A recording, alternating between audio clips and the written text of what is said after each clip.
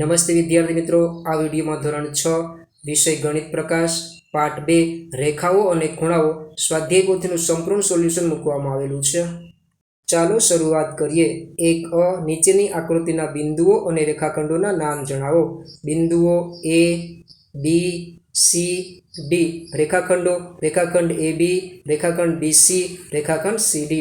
બ નીચેની આકૃતિના કિરણોના નામ જણાવો। કિરણો કિરણ OA, किरण OB, किरण OC, किरण OD, किरण OE, किरण AB, किरण AC, किरण BC, किरण DE। बे जोड़ीमां आपेला खूणाओनी तुलना करो। चौरसमां मोटा खूणा माटे राइटनी अने नाना खूणा माटे ચોકડીની निशानी करो। विद्यार्थी मित्रों, अहीं आकृति परथी लघुकोण, काटकोण, गुरुकोण, सरळकोण वगैरे द्वारा बे खूणाओनी सरखामणी थई शके। 3 નીચેની આકૃતિનો ખૂણો, ઉદ્ભવ બિંદુ અને બાજુઓના નામ જણાવો।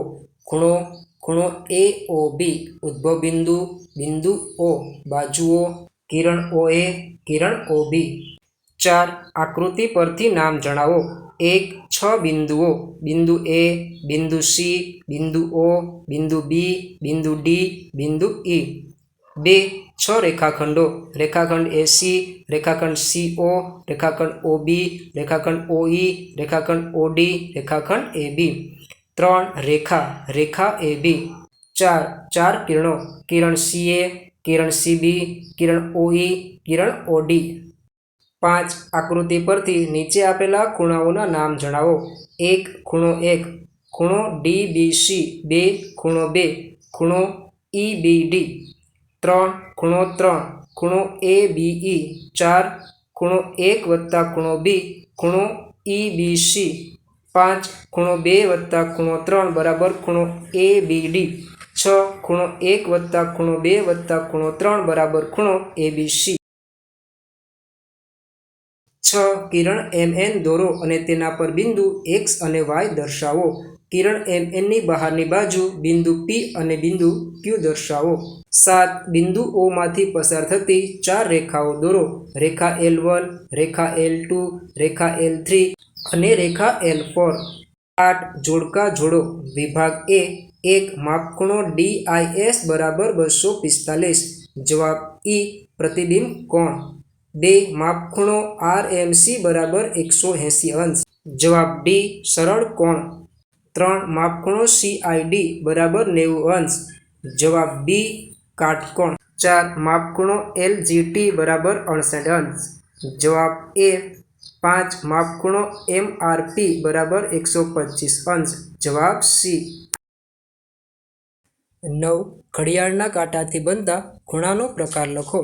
1 કાટકોણ, 2 લઘુકોણ, 3 ગુરુકોણ, 4 પ્રતિબિંબ કોણ, 5 લઘુકોણ, 6 કાટકોણ, 7 પ્રતિબિંબ કોણ, 8 સરળ કોણ। 10 દરેક ખૂણાના માપ પરથી ખૂણાનો પ્રકાર લખો। 1 માપખૂણો ABC બરાબર 20 અંશ। જવાબ લઘુકોણ। 2 માપખૂણો PQR બરાબર 105 ગુરુકોણ। 3 માપખૂણો DLP બરાબર 90 અંશ કાટકોણ। 4 માપખૂણો RMP બરાબર 190 અંશ પ્રતિબિંબ કોણ। વિદ્યાર્થી મિત્રો, તમે બાકીના ખૂણાનું માપ અહીં જોઈને લખી શકશો।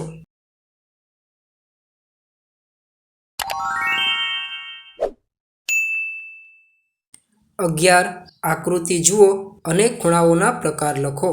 1 લઘુકોણ, 2 કાટકોણ, 3 ગુરુકોણ, 4 પ્રતિબિંબ કોણ, 5 કાટકોણ, 6 લઘુકોણ, 7 પ્રતિબિંબ કોણ, 8 સરળ કોણ। 12 ઘડિયાળના બે કાંટાથી બનતા ખૂણાનું માપ લખો। 1 30 અંશ, 2 60 અંશ, 3 90 અંશ, 4 120 અંશ। વિદ્યાર્થી મિત્રો, બાકીના ખૂણાનું માપ તમે અહીં જોઈને લખી શકશો।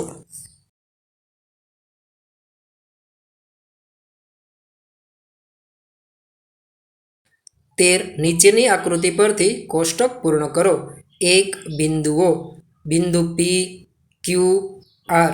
2 રેખાઓ, રેખા PR। 3 રેખાખંડ, રેખાખંડ PQ, રેખાખંડ PR। 4 કિરણો, કિરણ PQ, કિરણ PR, કિરણ RP. 5 ખૂણાઓ, ખૂણો QPR. નીચેનાને ખૂણા, રેખા, રેખાખંડ કે કિરણ તરીકે વર્ગીકૃત કરો. 1 વિદ્યાર્થી મિત્રો, ચેનલને સબસ્ક્રાઇબ કરવા માટે કોઈ પણ પ્રકારનો ચાર્જ નથી. કિરણ, આપ 4 તેમાં ચેનલને રેખા, સબસ્ક્રાઇબ કરી શકો 5 છો. રેખાખંડ. વિડીયોને લાઇક અને ચેનલને સબસ્ક્રાઇબ કરવાથી મને આપને ઉપયોગી વિડીયો બનાવવાની પ્રેરણા મળશે. માટે ચેનલને સબસ્ક્રાઇબ કરવા નમ્ર વિનંતી.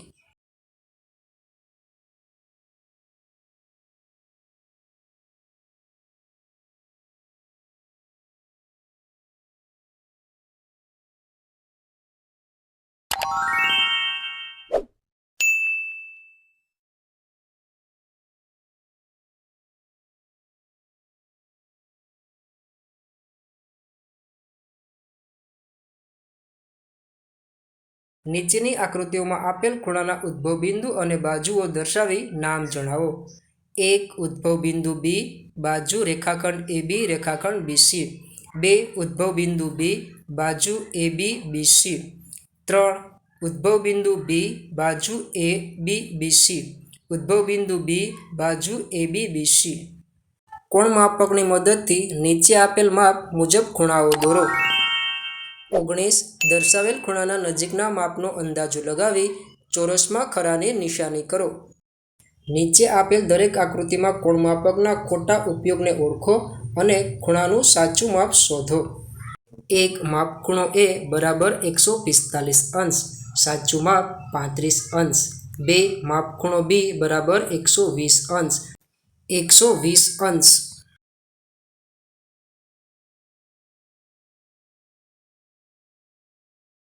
ચાલો ગ્રહ કાર્ય કરીએ.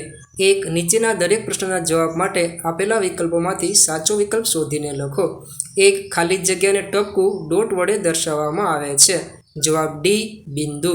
2 રેખાખંડ MN ને ખાલી જગ્યા તરીકે દર્શાવાય. જવાબ C રેખાખંડ MN. 3 રેખા XY ને ખાલી જગ્યા તરીકે દર્શાવાય. જવાબ B રેખા XY. 4 કિરણ PQ ને ખાલી જગ્યા તરીકે દર્શાવાય. જવાબ A કિરણ PQ. 5 ખૂણો PQR ને ટૂંકમાં ખાલી જગ્યા તરીકે લખી શકાય. જવાબ B ખૂણો Q. 6 ખાલી જગ્યા એ ખૂણો LMN નું ઉદ્ભવ બિંદુ શિરોબિંદુ છે. જવાબ B M. 7 ખાલી જગ્યા એ ખૂણો PQR ની બાજુઓ છે. જવાબ A કિરણ QP અને કિરણ QR. 8 ખાલી જગ્યાને એક ઉદ્ગમ બિંદુ હોય છે. જવાબ A કિરણ CD. 9 ખાલી જગ્યાને બે અંત્ય બિંદુઓ હોય છે. જવાબ A રેખાખંડ CD. 10 જે ખૂણાનું માપ 180 અંશ કરતાં વધુ અને 360 અંશ કરતાં ઓછું હોય તેને ખાલી જગ્યા કહેવાય છે. જવાબ D પ્રતિબિંબ કોણ. 2 નીચેના વિધાનો ખરા છે કે ખોટા તે લખો. 1 કિરણ રેખાનો એક ભાગ છે. જવાબ ખરું. 2 જો C અને D એક રેખા PQ પરના બે બિંદુ હોય તો કિરણ PQ બરાબર કિરણ CD થાય. જવાબ ખોટું. 3 180 અંશ માપ ધરાવતા ખૂણાને સરળ કોણ કહે છે. જવાબ ખરું. 4 પશ્ચિમ દિશા અને ઉત્તર દિશા વચ્ચે બનતો ખૂણો એક કાટકોણ છે. જવાબ ખરું. 5 ઘડિયાળમાં 9 વાગ્યા હોય ત્યારે બંને કાંટા વચ્ચેનો ખૂણો લઘુકોણ હોય છે. જવાબ ખોટું. 6 ખૂણાને કોણમાપક વડે માપવામાં આવે છે. જવાબ ખરું. 7 ગુરુકોણનું માપ 90 અંશ અને 180 અંશ વચ્ચેનું હોય છે. જવાબ ખરું. વિદ્યાર્થી મિત્રો, આવા મહત્ત્વના અને ઉપયોગી વિડીયો મેળવવા હમણાં જ વિડીયોને લાઇક કરી ચેનલને સબસ્ક્રાઇબ કરવાનું ભૂલશો નહીં. 9 200 અંશ એ પ્રતિબિંબ કોણનું માપ કહેવાય. જવાબ ખરું. 10 જે કિરણ ખૂણાનું દ્વિભાજન કરે તે ખૂણાનો દ્વિભાજક કહે છે. જવાબ ખરું. 3 નીચે આપેલ વિધાન A અને કારણ R નો અભ્યાસ કરો અને યોગ્ય વિકલ્પ પસંદ કરી ચોરસમાં ખરાની નિશાની કરો. 1 વિધાન A એક રેખાખંડને બે અંત્ય બિંદુઓ હોય છે. કારણ R એક રેખાખંડને બંને દિશામાં અનંત અંતર સુધી લંબાવી શકાય છે. જવાબ C A સાચું છે પણ R ખોટું છે. 2 વિધાન A પ્રતિબિંબ કોણ એ 360 અંશ કરતાં મોટો હોય છે. કારણ R પ્રતિબિંબ કોણ એ સરળ કોણ કરતાં મોટો અને પૂર્ણ કોણ કરતાં નાનો હોય છે. જવાબ D એ ખોટું છે પણ R સાચું છે. 3. વિધાન એ જો ખૂણાઓ ખૂણો x અને ખૂણો y રેખિક જોડના ખૂણાઓ બનાવો અને માપખૂણો x બરાબર 55 અંશ હોય તો માપખૂણો y બરાબર 125 અંશ થાય. કારણ r રેખિક જોડના ખૂણાઓના માપનો સરવાળો હંમેશા 180 અંશ થાય છે. જવાબ એ અને r બંને સાચા છે અને r એ એની સાચી સમજૂતી છે. 4. વિધાન એ કાટખૂણાનું માપ એક પૂર્ણ પરિભ્રમણ 360 અંશના 1/4 હોય છે. કારણ r એક સરળ કોણનું માપ એક પૂર્ણ પરિભ્રમણ 360 અંશનું અડધું હોય છે. જવાબ બી એ અને r બંને સાચા છે પણ r એ એની સાચી સમજૂતી નથી.